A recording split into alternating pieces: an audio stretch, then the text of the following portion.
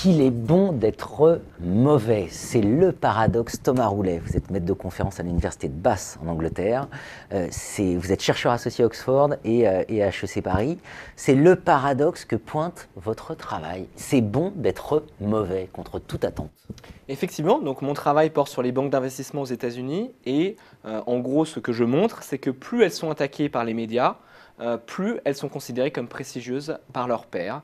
Donc c'est par exemple illustré par le caractère de Gordon Gekko, qui est le méchant dans Wall Street et que finalement beaucoup de banquiers citent comme une source d'inspiration. Donc Jordan Belfort, le loup de Wall Street, mentionnait Gordon Gekko comme un modèle pour sa carrière, pour son choix de vie de banquier. Comment on explique ça?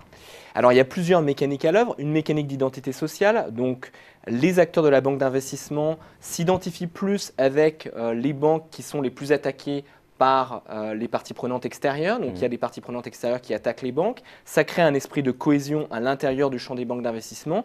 Et finalement, les banquiers et les banques se solidarisent autour des acteurs les plus attaqués, qui généralement s'engagent aussi le plus radicalement dans un certain nombre de pratiques, telles que les bonus, la prise de risque, qui finalement est valorisée et est associée au prestige pour les autres acteurs du champ. Prendre le problème comme ça a conduit à le penser complètement différemment. Du coup, on pense aux mafias, dans lesquelles effectivement il est le parrain généralement est le plus méchant de tous. On pense au problème du dopage dans le sport. Voilà. Si on doit réguler, du coup, comment on fait? Alors, si on doit réguler, c'est extrêmement complexe. Réguler des pratiques extrêmement institutionnalisées dont on ne sait pas exactement comment elles sont valorisées par les parties prenantes, donc comment elles sont valorisées par les grandes entreprises clientes, comment elles sont valorisées par les autres banquiers, par les autres banques. C'est extrêmement difficile de réguler ces pratiques qui sont très ancrées dans le champ institutionnel de la banque d'investissement, qui se sont développées donc historiquement depuis les années 80 aux États-Unis, avec une rhétorique de la théorie de l'agence, de la valeur actionnariale, qui finalement crée un jeu d'arguments extrêmement cohérent qu'il est difficile d'attaquer et dont on n'est pas forcément évident que c'est le plus valable scientifiquement, que ce jeu d'arguments est plus valable scientifiquement et plus efficace que d'autres structures organisationnelles.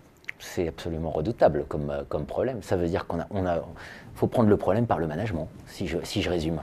Eh bien effectivement, le management, qui est une science finalement à l'intersection de plusieurs sciences sociales, qui amène différentes perspectives, est une chance pour nous d'observer ces phénomènes, de mieux comprendre ces pratiques et d'examiner comment on peut les réguler, puisque finalement, on a à la fois cette vision économique, cette vision sociologique et cette vision psychologique des différents mécanismes à l'œuvre pour comprendre exactement ce qui se passe et pourquoi la régulation telle qu'on est en train de la mettre en place aujourd'hui avec le cap des bonus, finalement ne va pas forcément être aussi efficace qu'on peut s'y attendre et que finalement les solutions les plus simples ne sont pas toujours les meilleures. Bien, donc qu'il est bon d'être mauvais, un article qui sera retrouvé dans le numéro 2015 en partenariat entre la Revue française de gestion et l'Association internationale de management stratégique qui vous a remis un prix pour cet article. Donc félicitations Thomas Roulet. Merci beaucoup et merci pour cette invitation. Merci de votre venue.